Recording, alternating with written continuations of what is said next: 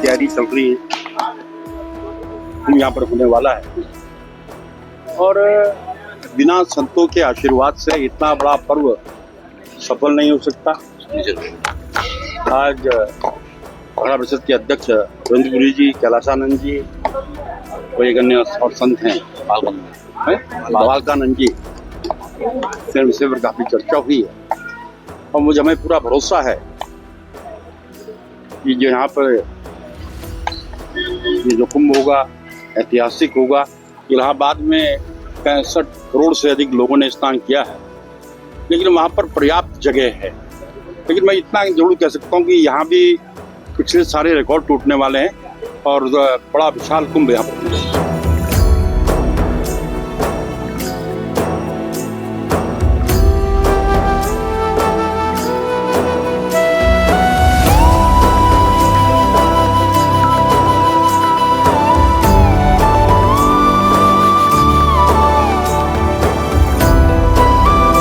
हर हर गंगे जय मां गंगे 2027 अर्ध कुंभ को राज्य सरकार द्वारा दिव्य और भव्य कुंभ के रूप में मनाने की तैयारी की जा रही है।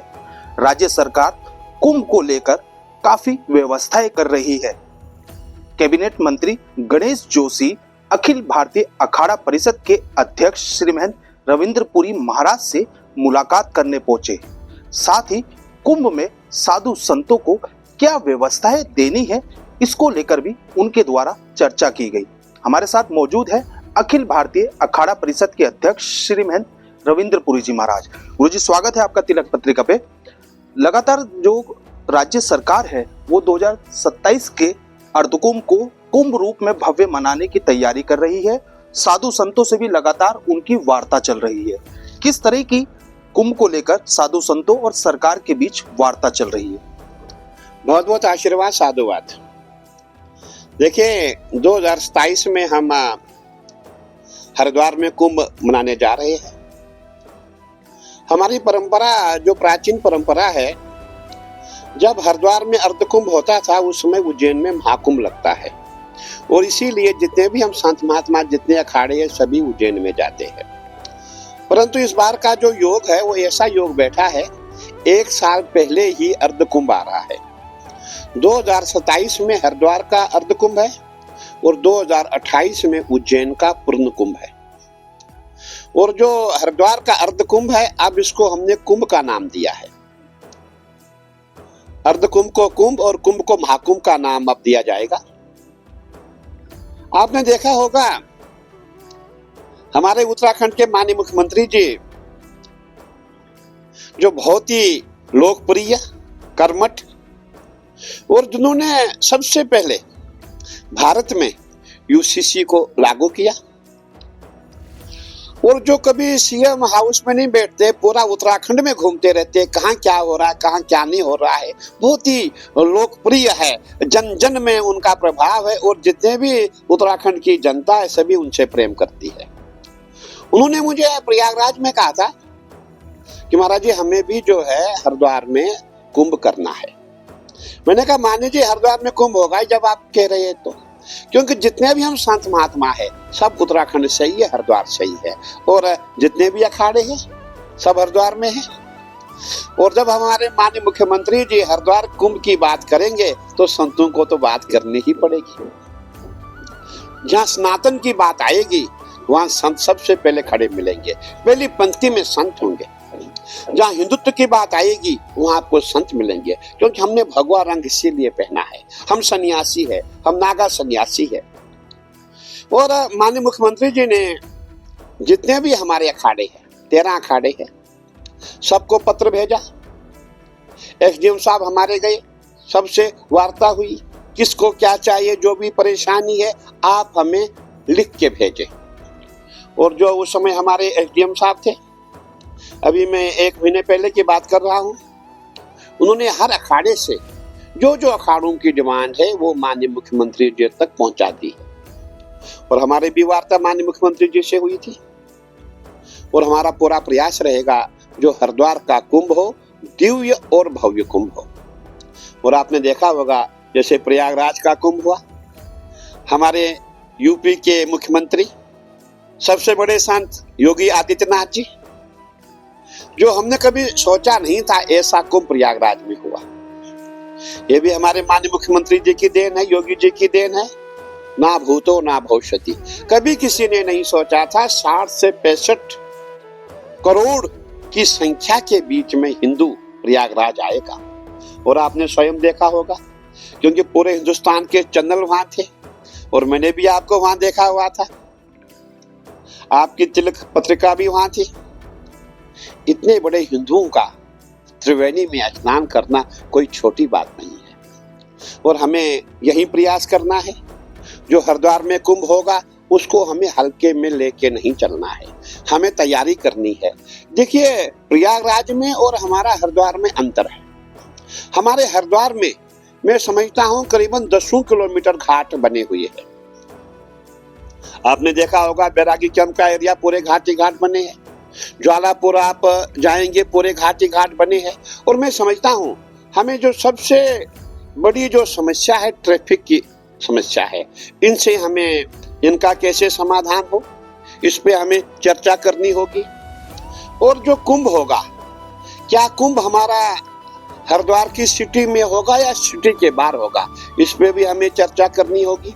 क्योंकि जब कुंभ सिटी में होता है बहुत जाम की स्थिति होती है। और जो 2021 में जो हमने कुंभ किया था उस समय कोरोना काल के कारण हो नहीं पाया। उस समय हमारा प्रयास था जो कुंभ होगा वो सिटी से बाहर किया जाए। और अभी इसके लिए भी चर्चा होगी।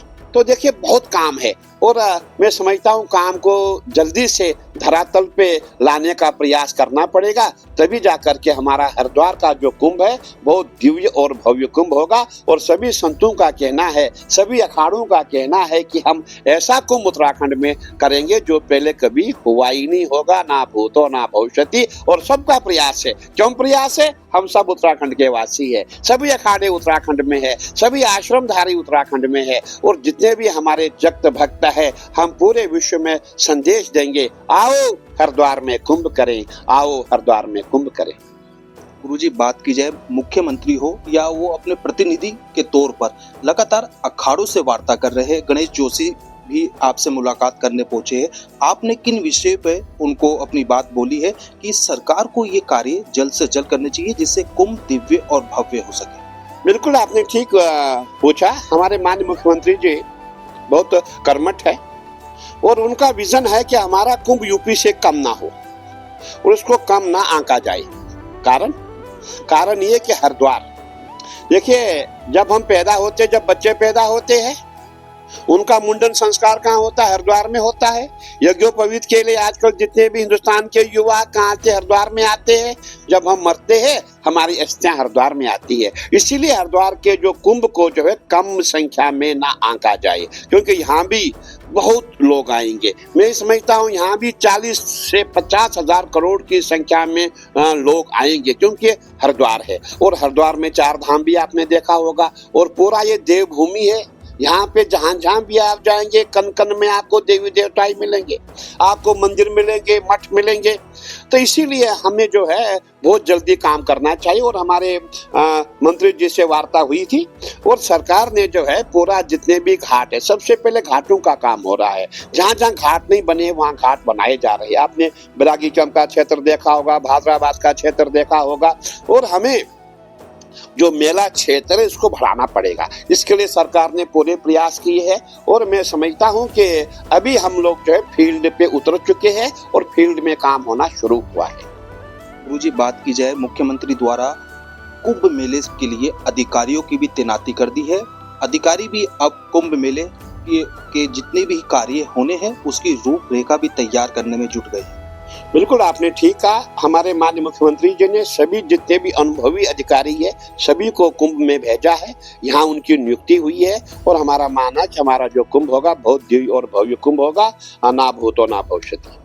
गुरुजी, बात की जाए कुंभ मेले में जो साधु संत होते हैं वो ही सबसे ज्यादा आकर्षण का केंद्र होते हैं, क्योंकि पेशवाइयाँ भी निकाली जाती है, साई स्नान कहे या अमृत स्नान, जो इस बार आपके द्वारा प्रयागराज में भी मनाया गया।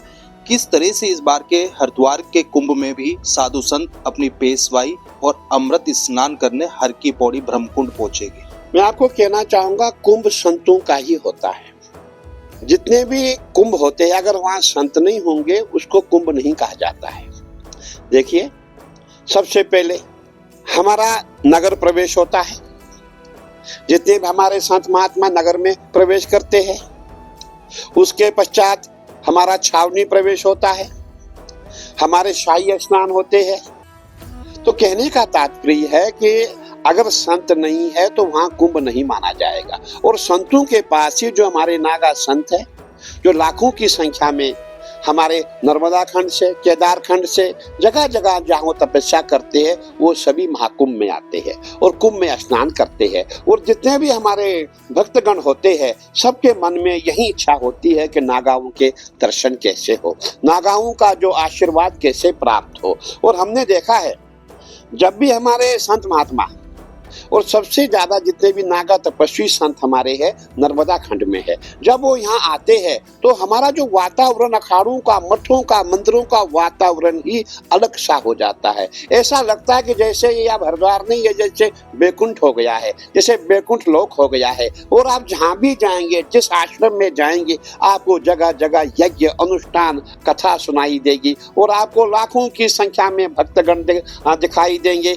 जब स्नान होगा करोड़ों की संख्या में यहाँ श्रद्धालु आते हैं। तो देखिए, मैं यही कहना चाहूंगा कि बहुत जल्दी 2027 में, 27 में भी नहीं आप माने, 27 के शुरुआत में जो हमारा जनवरी, फरवरी, मार्च में जो हमारा कुंभ होने जा रहा है, 27 के शुरुआत में ही होगा। हमारे पास अभी 25 के कुछ महीने बचे हैं और 26 हमारा शेष बचा है। इसीलिए बहुत जल्दी से अब काम शुरू हो गया है। मैं समझता हूँ कि सभी का प्रयास रहेगा कि हम ऐसा कुंभ करें कि आने वाले लोग भी बोले कि नहीं, हरिद्वार में कुछ बहुत ही बड़ा कुंभ हुआ था।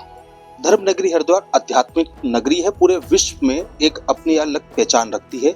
इस कुंभ में जो देश विदेश से आने वाले श्रद्धालु है, वो कैसी सुंदरता देखे जिससे वो भी मंत्रमुग्ध हो जाए, क्योंकि घाटों का भी निर्माण हो गया, लेकिन जगह जगह पर जो रास्ते होते हैं, कैसी ऐसी सुंदर भव्य पेंटिंग लगाए या कुछ ऐसा अद्भुत करे जिससे हरिद्वार सनातन धर्म में रंगा नजर आए। देखिए, आपने देखा होगा जब भी हरिद्वार में कुंभ होता है उस समय सबसे पहले पूरे हरिद्वार को एकदम भगवा रंग में रंगा जाता है, एक पिंक सिटी जैसा बनाया जाता है। जितने भी घाट है, जितने भी हमारे मंदिर है, मठ है, जो भी हमारे मकान है, मकानों तक भी जो है भगवा रंग किया जाता है, क्योंकि भगवा हमारी पहचान है। हमारा रंग कौन सा? भगवा रंग हमारा है।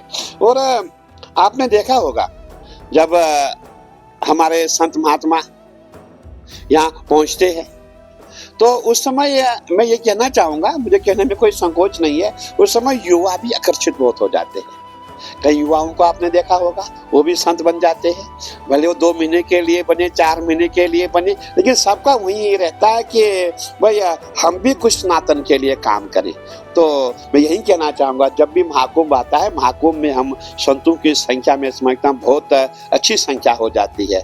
जो हमें शिष्य पहले मिल नहीं पाते, हमें कुंभ में अच्छे खासे शिष्य मिलते हैं। और देखिए, हम जो हमारा भारत आध्यात्मिक देश है और हर व्यक्ति आध्यात्मिक है। जब से हमारे माननीय प्रधानमंत्री जी, हमारे गृह मंत्री जी आए हुए हैं, तब से मैं समझता हूँ हर व्यक्ति आध्यात्मिक हो गया है। और जो पहले हमारे मन में भय था कि भाई हम सनातनी कहेंगे, टीका लगाएंगे, शिखा रखेंगे, जंजो पहनेंगे, तो न जाने लोग हमें बुरा कहेंगे, लेकिन जब से हमारे माननीय प्रधानमंत्री जी आए, लोगों में ये भय निकल गया और लोग जो है पूरे जाग गए, पूरा सनातन जाग गया, पूरा हिंदू जाग गया है। और आप बहुत जल्दी देखेंगे कि हमारे हरिद्वार में कितना भीड़ होगा, कितने लोग आएंगे, कितनी करोड़ों की संख्या में लोग आएंगे। बस थोड़ा सा इंतजार कीजिए। बहुत बहुत धन्यवाद। बिल्कुल, जिस तरह से गुरुजी का कहना है कि 2027 का जो हरिद्वार का कुंभ होगा वो दिव्य और भव्य होगा। राज्य सरकार भी कुंभ की तैयारियों में एक पूरी तरह से जुटी हुई है। लगातार अखाड़ों के संतों से भी राज्य सरकार के चाहे प्रतिनिधि हो या खुद मुख्यमंत्री वार्ता कर रहे हैं किस तरह से हरिद्वार के कुंभ को दिव्य और भव्य मनाया जाए। देश के पहले धार्मिक न्यूज चैनल तिलक पत्रिका के लिए हरिद्वार से मैं आशु शर्मा।